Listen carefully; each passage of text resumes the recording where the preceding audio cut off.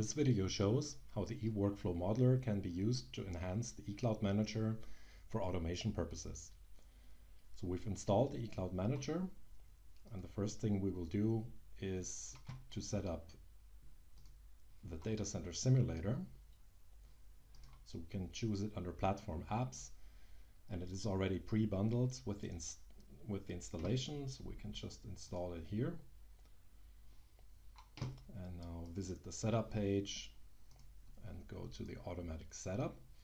So this allows us to have some toy instances we can use to automate.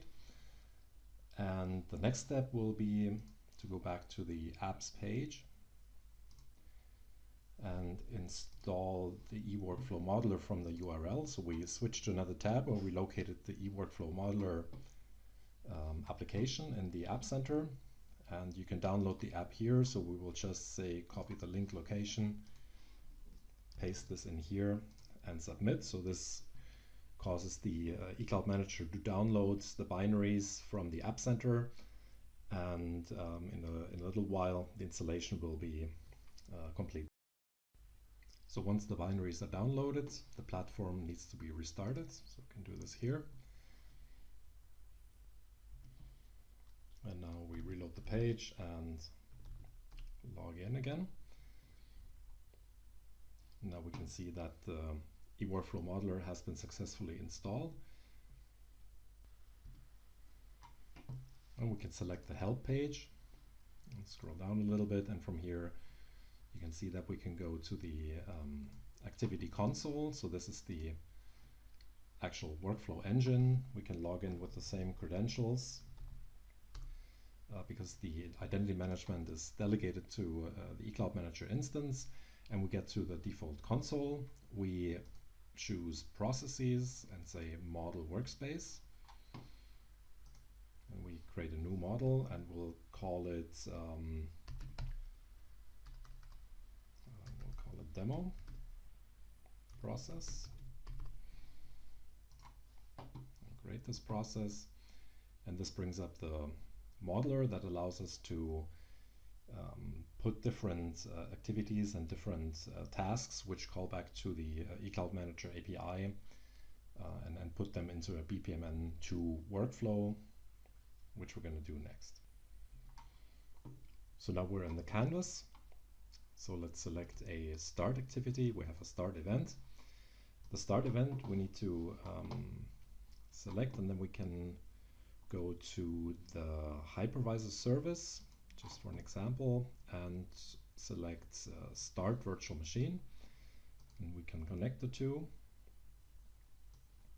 by drawing an arrow here, and then we'll just have a mini workflow and use an ends activity,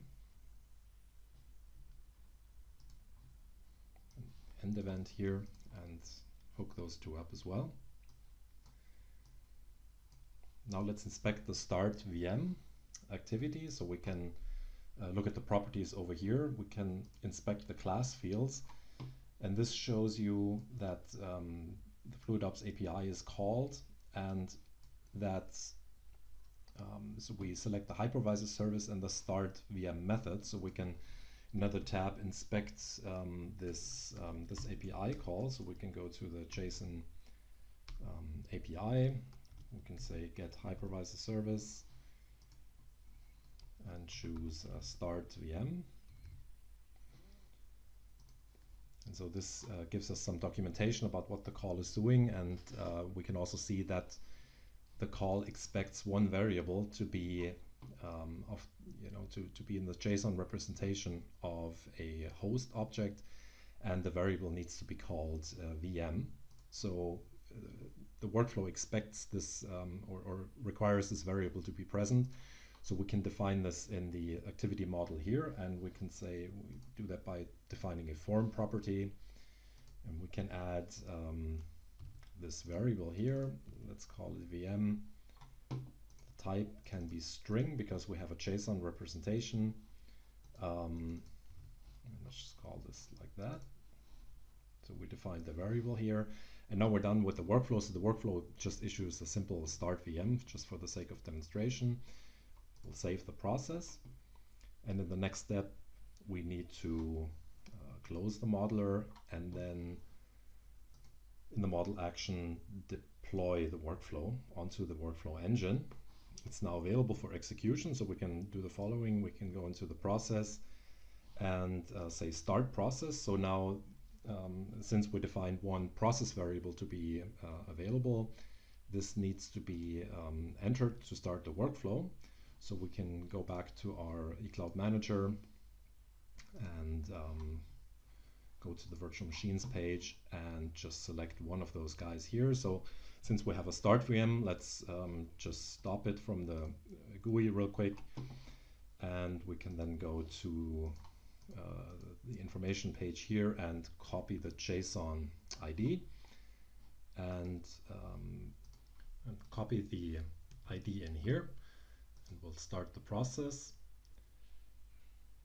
So the process has started. We also see a diagram below. We can see which state the process is in, which is in the end state, and we can move over back to eCloud Manager and reload the page, and we can see that the VM is started now. We can go to the jobs page and also see that the virtual machine was started. Okay, so let's go and stop it again. And we can now go to the page Business Process Overview.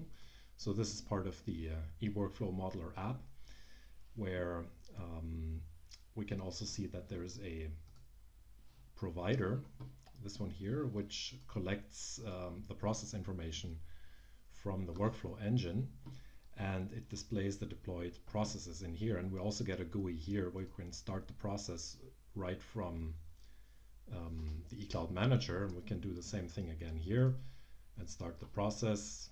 Again, the instance was submitted. It goes through the workflow engine and back here, and again we can reload the page and see that the virtual machine has been started again. So we basically went from the GUI over to the workflow engine and right back, and we stopped the VM. And again we can look at the jobs page where we can see that the process instance was started.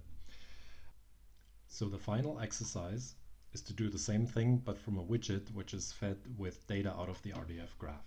So we'll go into for demonstration onto this virtual machine page and enter, simply going to modify this page, which only contains the template at the moment, but just for demonstration purposes we will add this workflow execution with custom arguments. We'll select the process. Again, the process is obtained from the RDF provider, which reads the process information from the workflow engine, and we'll have a user input.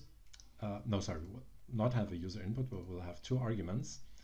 The first argument is the name of the parameter that we need. So we always have pairs of arguments. So we need the VM string.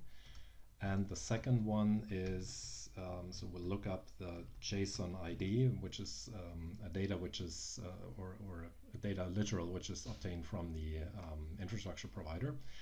And those are the two arguments. We have named a pair with the VM name and the actual value, which is the JSON ID. So you can see that the first one is translated to this fixed literal, and then we have this lookup from the RDF graph.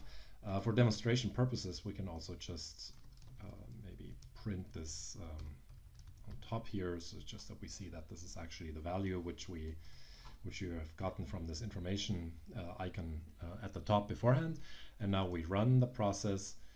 The instance was submitted, and we refresh the page, and the virtual machine runs. And again, we can look at the job page, and we can see that the instance was run, and the process instance was run, and that the virtual machine was started. So to summarize, this integration is very nice. So with eWorkflowModeler, you can very easily leverage the power of the business processing modeling notation in the version 2.0. You can call processes from the fluidOps GUIs, and the processes can leverage the full power of the fluidOps API. You can obviously you can have more complex processes with parallelism, with user inputs, with long-running operations, etc. So all of this is available. And so the combination is quite powerful. Okay, thank you very much.